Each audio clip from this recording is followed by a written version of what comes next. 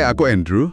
Dan aku Nina. Ini dia Kesehatan Podcast. Podcast santai tapi bermakna buat kamu yang pengen hidup lebih sehat, lebih seimbar, dan pastinya lebih bahagia. Kita bakal ngobrolin topik-topik penting soal kesehatan tubuh dan mental nih. Iya, tapi dengan cara yang simple, yang gampang dicerna, tapi tetap berdampak. Yuk mulai perjalanan sehatmu hari ini bareng kita. Oke deh, hari ini kita mau ngobrolin sesuatu yang mungkin bikin agak deg-degan ya, tapi penting banget.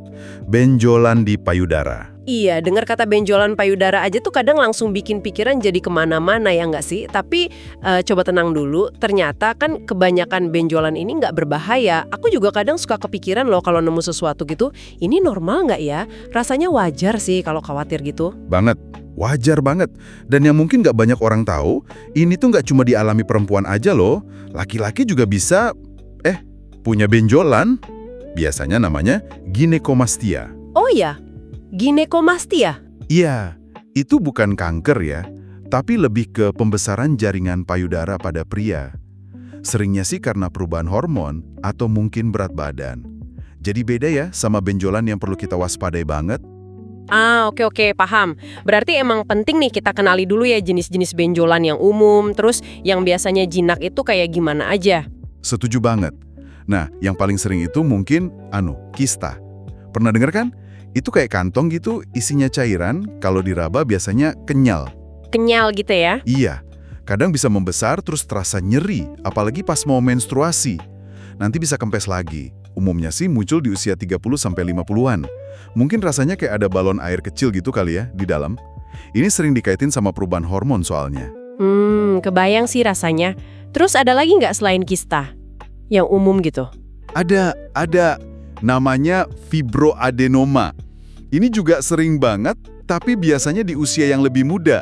Mungkin sekitar 15-35 tahun gitu. Bedanya apa sama kista tadi? Bedanya, ini benjolan padat, tapi tetap agak kenyal. Dan biasanya gampang digeser-geser kalau ditekan. Uniknya nih, fibroadenoma ini kadang bisa hilang sendiri loh. Wah, serius bisa hilang sendiri? Iya, katanya sih karena pengaruh hormon estrogen juga, jadi nggak selalu perlu diapa-apain. Oke, menarik ya. Ada lagi? Ada lagi namanya perubahan fibrokistik. Nah, kalau ini sebenarnya bukan benjolan tunggal gitu, lebih ke perubahan pada jaringan payudaranya, jadi kerasa lebih padat, kadang ada kista-kista kecil juga di dalamnya. Oh, jadi kayak kondisi gitu ya, bukan satu benjolan aja? Betul, mirip kista. Ini juga sering bikin nyeri atau nggak nyaman pas mau menstruasi. Mungkin ada di antara kamu nih yang pernah ngerasain payudara jadi lebih penuh atau sensitif banget menjelang haid. Nah, bisa jadi itu penyebabnya. Ini umumnya di usia 20-50 tahun. Nah, kalau buat ibu menyusui sering dengar mastitis ya, itu beda lagi. Beda lagi, mastitis itu peradangan. Jadi payudaranya bisa bengkak terus merah kalau dipegang hangat dan nyeri banget pastinya. Itu kenapa biasanya? Biasanya sih karena saluran ASI-nya tersumbat. Atau bisa juga karena ada infeksi bakteri. Kalau ini kejadian, kompres dingin kadang bisa bantu sedikit buat redain nyerinya sambil nunggu penanganan dokter ya. Ada juga sih yang lain kayak lipoma, itu benjolan lemak, atau nekrosis lemak karena cedera. Tapi ya, 4 tadi itu yang paling umum kita temuin. Oke, jadi banyak ya ternyata jenisnya dan nggak semuanya bahaya. Tapi, nah ini nih, kapan kita harus mulai waspada, terus mikir, oke deh ini waktunya periksa ke dokter. Jujur ya, ini bagian yang agak bikin cemas sih, tapi ya penting banget buat kita tahu batasannya. Penting banget, betul. Jadi, tanda-tanda yang perlu kamu perhatikan itu, kalau misalnya benjolannya nggak hilang setelah siklus menstruasi selesai. Misalnya kok udah lebih dari 4-6 minggu masih ada aja. Atau kalau benjolannya malah dirasa makin gede. Makin besar ya? Terus apa lagi?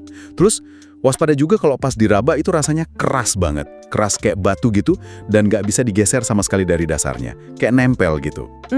Oke. Selain dari benjolannya sendiri, ada tanda lain nggak? Mungkin di kulitnya atau di putingnya gitu? Ada. Perhatikan juga kalau ada perubahan di kulit payudara. Misalnya kulitnya jadi kemerahan tanpa sebab yang jelas. Atau kulitnya jadi mengerut, kayak ada lesung pipik gitu. Atau malah jadi kayak kulit jeruk, tahu kan? Agak tebel gitu, terus pori-porinya kelihatan jelas. Oh iya, kebayang. Memar yang nggak jelas kenapa munculnya juga perlu diwaspadai. Terus, lihat juga putingnya. Apa posisinya berubah? Misalnya jadi kayak ketarik masuk ke dalam, atau keluar cairan secara tiba-tiba dari puting. Apalagi kalau cairannya itu darah. Waduh, Satu lagi, jangan lupa juga raba area ketiak. Kalau ada benjolan di ketiak juga, nah itu sebaiknya segera periksa deh. nah ini kan yang paling sering ditakutin orang ya, kanker payudara. Meski kita tahu tadi dibilang kebanyakan benjolan itu bukan kanker, tapi apa sih bedanya secara umum benjolan karena kanker itu? Ya benar banget, itu yang paling ditakuti. Biasanya nih, benjolan karena kanker itu punya karakteristik yang agak beda. Seringnya tumbuhnya relatif cepat, terus bisa sampai mengubah bentuk atau ukuran payudaranya jadi kelihatan beda gitu. Penyebabnya apa sih kalau kanker? Penyebab pastinya itu kompleks ya. Tapi ada faktor-faktor risiko yang kita tahu bisa meningkatkan kemungkinan. Misalnya, riwayat keluarga yang kuat dengan kanker payudara. Apalagi kalau ada mutasi gen tertentu kayak BRCA1 atau BRCA2 itu. Terus faktor hormonal juga pengaruh. Dan gaya hidup kayak merokok atau obesitas itu juga disebut-sebut bisa jadi faktor resiko. Tapi yang penting diingat ya, ini perlu diulang lagi nih kayaknya. Mayoritas benjolan itu bukan kanker, jadi jangan langsung panik berlebihan. Tapi, kalau kamu nemuin satu atau beberapa tanda waspada yang tadi kita sebutin, jangan ditunda-tunda ya buat periksa, supaya hati tenang, dan kalaupun, amit-amit, ada sesuatu bisa ditangani sedini mungkin. Deteksi dini itu kuncinya banget. Tepat sekali. Deteksi dini itu penting banget. Nah, kalau kamu akhirnya periksa ke dokter, biasanya dokter akan tanya-tanya dulu riwayat kesehatanmu, keluhannya apa aja. Terus pasti akan melakukan pemeriksaan fisik, diraba gitu payudara sama ketiaknya.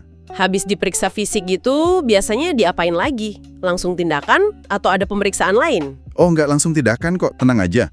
Biasanya perlu pemeriksaan penunjang dulu untuk mastiin. Bisa pakai USG, itu ultrasonografi, buat lihat benjolannya itu isinya cairan atau padat. Oh, USG bisa bedain itu ya? Ya, bisa. Atau bisa juga pakai mamografi. Ini kayak ronsen khusus buat payudara. Biasanya sih disaranin buat usia di atas 40 tahun. Kalau dari situ hasilnya masih meragukan, kadang dokter bisa nyaranin MRI. Atau langkah yang paling pasti ya, biopsi. Biopsi itu diapain? Itu diambil sedikit sampel jaringan dari benjolannya. Terus, sampelnya diperiksa di laboratorium buat lihat jenis selnya apa. Jadi prosesnya bertahap kok, nggak langsung divonis gitu. Oke, jelas ya tahapannya. Nggak semengerikan yang dibayangkan mungkin ya. Terus kalau udah ketahuan jenisnya, penanganannya gimana? Pasti beda-beda ya? Iya, tergantung banget jenis benjolannya apa, terus apakah dia menimbulkan keluhan atau enggak. Kalau jinak, nggak sakit, ukurannya kecil, seringnya sih nggak perlu diapa-apain. Cukup dipantau aja secara berkala. Nanti dokter kasih tahu kapan harus kontrol lagi. Tapi kalau ganggu misalnya sakit atau gede gitu, atau kalau dicurigai ke arah lain, Nah, kalau benjolannya besar, bikin nyeri, atau mungkin ada kecurigaan dari hasil pemeriksaan tadi, baru deh ada tindakan. Kalau misalnya kista yang gede dan nyeri, bisa dilakukan aspirasi jarum halus. Jadi cairannya disedot keluar pakai jarum kecil. oh disedot gitu ada ya? Iya, bisa gitu. Kalau benjolan padat jinak yang ganggu, bisa diangkat lewat operasi kecil, namanya lumpektomi. Kalau, amit-amit ya, ternyata kanker, nah tindakannya tentu lebih komprehensif. Bisa lumpektomi juga, bisa mastektomi, itu pengangkatan seluruh jaringan payudara, terus biasanya ditambah terapi lain, kayak radiasi atau kemoterapi. Oh ya, kalau mastitis yang karena infeksi tadi, biasanya cukup diobati pakai antibiotik aja. Oke. Nah, sekarang nih bagian yang menurutku paling penting. Apa sih yang bisa kita lakuin sendiri soal pencegahan sama deteksi dini ini? Ini dia. Yang paling bisa kita kontrol itu emang deteksi dini. Caranya gimana? Dengan sadari. Pernah dengar kan? Periksa payudara sendiri. Ini penting banget loh, dan sebenarnya nggak susah kok dilakuinnya. Sadari ya. Kapan tuh baiknya kita lakuin sadari ini? Ada waktu khususnya? Ada. Idealnya sih sebulan sekali. Waktu terbaiknya itu sekitar hari ke-7 sampai ke-10 setelah hari pertama menstruasi kamu datang. Kenapa? Soalnya pas waktu itu, payudara biasanya lagi nggak terlalu bengkak atau nyeri karena pengaruh hormon. Oh, gitu ya. Kalau yang udah menopause gimana? Nah, kalau kamu sudah menopause, gampang aja. Pilih aja tanggal yang sama setiap bulan. Misalnya setiap tanggal 1 atau tanggal 15, biar gampang ingetnya. Yang penting rutin tiap bulan. Oke, sip. Caranya gimana tuh? Mungkin bisa dijelasin langkah-langkah simpelnya buat yang belum pernah coba? Bisa banget, gampang kok. Pertama, coba deh berdiri di depan cermin. Terus, angkat kedua tangan lurus ke atas kepala. Perhatiin baik-baik kedua payudara kamu. Lihat, ada perubahan bentuk nggak? Ukurannya? Atau ada perubahan di kulisnya nggak? Kayak yang tadi kita bahas, misalnya kerutan, kemerahan, atau kayak kulit jeruk. Dicatat ya, perubahan apapun. Terus, Ingat juga, sedikit perbedaan ukuran atau bentuk antara payudara kanan dan kiri itu wajar kok. Emang nggak simetris sempurna biasanya. Nah, setelah dilihat, langkah kedua itu diraba. diraba ya. Gimana cara raba yang benar? Paling enak sih sambil berbaring, soalnya jaringan payudara jadi lebih menyebar rata. Terus, gunakan 3 jari tengah tangan kanan buat meriksa payudara kiri.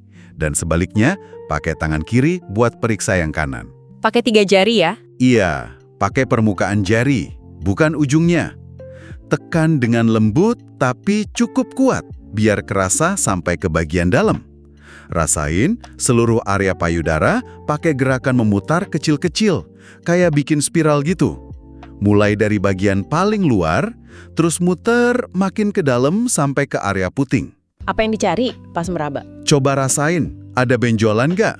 Atau ada bagian yang terasa lebih tebal, atau beda dari area sekitarnya? Atau ada yang sakit pas ditekan? Jangan lupa area dekat ketiak juga kan katanya? Betul banget. Jangan lupakan area ketiak dan juga area di antara payudara dan ketiak. Soalnya jaringan payudara itu sampai ke sana juga. Raba juga area itu. Terakhir, coba pencet putingnya secara perlahan. Lihat ada cairan yang keluar atau enggak. Oke. Mungkin kalau baru pertama kali nyoba, rasanya agak aneh atau bingung ya, bedain mana yang normal, mana yang enggak. Tapi kalau dilakuin rutin diet bulan, lama-lama kamu bakal makin kenal kok sama kondisi normal payudaramu sendiri. Ini cuma butuh beberapa menit aja loh sebulan sekali. Bener banget. Selain sadari, ada juga sadanis ya. Itu pemeriksaan payudara oleh tenaga kesehatan, kayak dokter atau bidan. Dan tentu aja, gaya hidup sehat itu juga penting kan buat pencegahan secara umum. Gak merokok, olahraga teratur, makanannya bergizi, istirahat cukup, terus kelola stres. Kedengarannya emang klise ya, tapi beneran ngaruh loh kayaknya. Yaudah, mungkin kita bisa mulai biasain sadari dari bulan ini. Gimana? Setuju banget. Nah, sebagai penutup nih ya, kita kan udah ngobrol banyak soal kenali benjolan, kapan waspada, terus deteksi dini kayak sadari.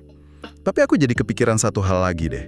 Kadang yang nggak kalah penting itu, gimana sih cara kita ngasih dukungan buat temen atau mungkin keluarga yang lagi cemas karena nemuin benjolan, atau mungkin lagi nunggu hasil pemeriksaan. Memberi dukungan emosional itu rasanya sama krusialnya ya dengan kita tahu info teknisnya. Ya nggak sih? Mungkin itu jadi sesuatu yang bisa kita renungkan bareng-bareng juga. Itu dia obrolan kita hari ini. Semoga ada satu hal kecil yang bisa kamu bawa pulang ya, untuk hidup yang lebih sehat dan pastinya lebih tenang. Sampai jumpa di pembahasan selanjutnya ya. Tetap sadar, tetap sayang sama diri sendiri.